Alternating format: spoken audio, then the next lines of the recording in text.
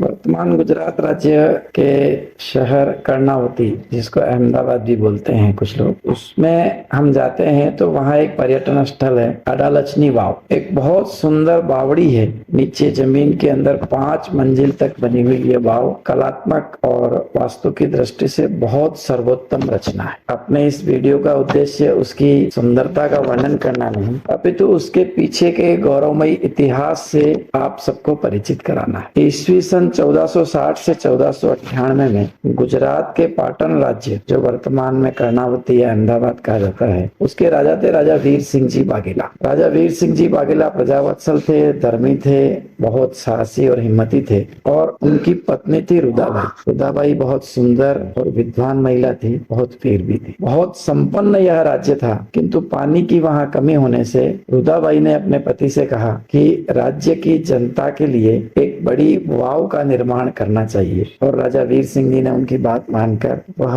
अडालचनी वाव, जिसको आज कहते हैं, उसका निर्माण आरंभ किया। अब यह सीमावर्ती राज्य है, बाहर से विधर्मियों के आने का प्रवेश द्वार है। जो भी विधर्मी भारत पे आक्रमण करता है, समुद्र के रास्ते से या उस रास्ते से आने पर यह सीमा पे पड़ता है। तो 1497 में मुगल सुल्तान बेगारा ने इस राज्य पर आक्रमण किया। चूंकि राज्य छोटा था तो इसकी सैन्य संख्या 2500 से अधिक नहीं थी। सुल्तान बेगारा बाहर से अनेक राज्यों को लूटपाट करता हुआ, उनको जीतता हुआ आता था। तो अनेक राज्यों की सम्मिलित सेना मिलाकर उसके पास 40,000 के आसपास सैन्य बल था। इधर राजा वीर सिंह जी के पास 3,000 के आसपास। घनघोर युद्ध हुआ। अब युद्ध का उद्देश्य अलग अलग होने से, चूंकि ये राजा वीर सिंह जी वाघेला के सैनिक अपनी धरा और धर्म को बचाने के लिए प्राण प्रण से लड़े, सामने सुल्तान बेगारा के सैनिक अपने वेतन के लिए लड़े, तो स्वाभाविक है वो उतने जी जान से नहीं लड़े। सुल्तान बेगारा की हार हुई और वो लौट गए। दोबारा सुल्तान बेगारा ने जब आक्रमण किया, तो जो कि विधर्मियों की नीति रहती है, राजा वीर सिंह जी के पाटन राज्य के एक प्रमुख साहूकार थे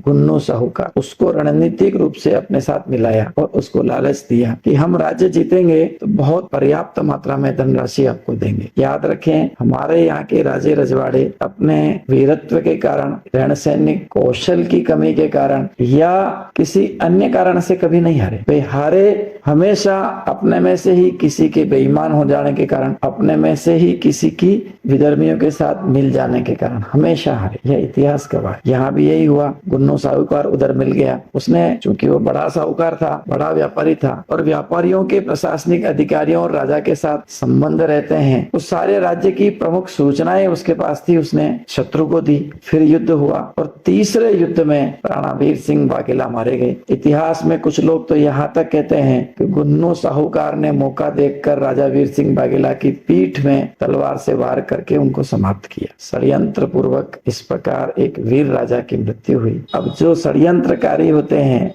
जो अपनी धरा, धर्म और भाइयों के साथ धोखा करते हैं, अंत उनका हमेशा बहुत बुरा हुआ। इतिहास में सदैव यही दर्ज है, वर्णित है। गुन्नू साहूकार के साथ भी वैसा ही हुआ। शर्त के अनुसार जब वे पहुंचे कि अब राज्य के खजाने की चाबी मुझे दीजिए, सुल्तान बेगारा ने कहा जो अपने भाइयों का नहीं हुआ, अपने धर्म का नहीं हुआ, अपनी धरती का नहीं हुआ, वो मेरा कैसे हो सकता है। इसको पकड़ करके हाथियों के पैरों तले रौंदवा दिया जाए। ऐसा ही हुआ। गुन्नू साहूकार की सुल्तान बेगारा के हाथियों के पैरों तले दर्दनाक मृत्यु हुई। उसकी पत्नी और उसकी बिटिया को सुल्तान बेगारा के हरम में स्थान प्राप्त हो गया। अब इतिहास आगे बढ़ता है। जब सुल्तान बेगारा मदमस्त होकर के और राज्य में प्रवेश किया और महारानी रुदाबाई को यह संदेश भिजवाया कि हम अब आपके पास आ रहे हैं। महारानी विद्वान थी, समझदार थी। उसने सोचा अगर मैं जौहर करती हूँ तो केवल मेरा शरीर बच जाएगा, मेरे साथ जौहर करने वालों का शरीर बच जाएगा, किंतु ये दुर्दांत हत्यारे तो पूरे प्रदेश की महिलाओं के साथ वही हाल करने वाले हैं जो गुन्नू साहूकार की पत्नी और बेटी का हुआ है। इन सबको बचाना अत्यंत आवश्यक है। उसने सूझबूझ से काम लेते हुए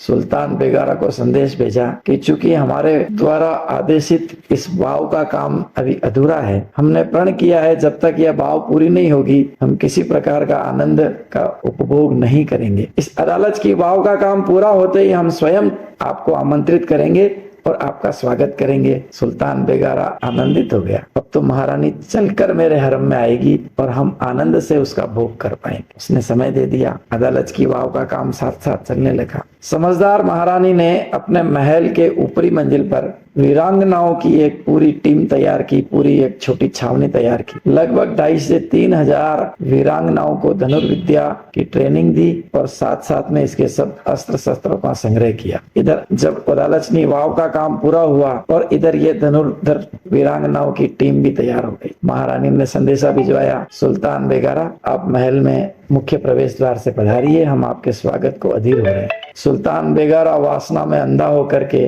10,000 की सेना लेकर के ढोल धमाके के साथ महारानी के महल की ओर चला। चूंकि वे युद्ध के लिए आ ही नहीं रहे थे तो उस प्रकार की उनकी तैयारी भी नहीं थी, उस प्रकार की उनकी मनस्थिति भी नहीं थी। यूं ही सुल्तान बेगारा ने महारानी के महल में प्रवेश किया। महारानी ने कटार के वार से सुल्तान बेगारा को दर्दनाक मृत्यु दे दी। यूं ही सुल्तान बेगारा मारा गया, ऊपर से धनुर्धारियों की टीम तैयार थी, उन्होंने 10,000 सैनिकों पर बाणों की वर्षा की। बेचारे सैनिक इसके लिए तैयार नहीं थे, मारे गए, जो बचे वो भाग गए। सुल्तान बेगारा को मारकर महारानी ने उसका हृदय चीरकर बाहर निकाला और कर्णावती के बीचों बीच टांग दिया। उसका मुंड, शरीर, सिर अलग करके और पाटन राज्य के बीचों बीच टांग करके दुनिया को यह संदेश दिया कि भारत राज्य पर आक्रमण करने वाले और भारत राज्य की महिलाओं की ओर बुरी नजर से देखने वाले विधर्मियों का सदैव यही हाल होगा। आज जब हम सोशल मीडिया पर ठुमके लगाती अपने सनातन की महिलाओं को देखते हैं, लाइक और रीच बढ़ाने के लिए अपने शरीर का इस्तेमाल करने वाली अपनी बहनों को देखते हैं, शादी विवाह पर ढोल के ऊपर बैठ करके ठुमकने वाली अपनी माताओं बहनों को देखते हैं, तो हमें रुदाबाई के उस इतिहास का स्मरण हो जाता है। कैसी थी हमारे इतिहास में हमारे सनातन की महिला, सुंदरता, विद्वता और शौर्य, तीनों में उनकी समान गति थी। शरीर केवल दिखाने के लिए नहीं है, यह बहुत पवित्र वस्तु है। यह सनातन का इतिहास, हमारे सनातन की महिलाओं का इतिहास हमें सिखाता है। आज की वर्तमान पीढ़ी की बच्चियों को, महिलाओं को इस इतिहास से जोड़ने की परम आवश्यकता हम सबको प्रतीत होती है। यह इतिहास हमारे देश की, सनातन की सभी महिलाओं तक पहुंचना चाहिए। हमने अपने इस संस्थान के चैनल से नारी शक्ति नाम से एक अलग से वीडियो का संग्रह तैयार किया है। यह संग्रह और आगे बढ़ता रहेगा। देश भर की ऐसी नारियों का इतिहास को खोजकर हम आप तक भेजते रहेंगे। आपको अच्छा लगता है तो इसको नीचे अपने संपर्क के जो लोग हैं वहां तक पहुंचाकर इस नारी शक्ति को श्रेष्ठ बनाने के हमारे इस अभियान में हमारा सहयोग करें। इतना विनम्र निवेदन। मैं पुष्कर राणिया, वात्सल्य संस्थान चित्तौड़गढ़ से सबको राम राम।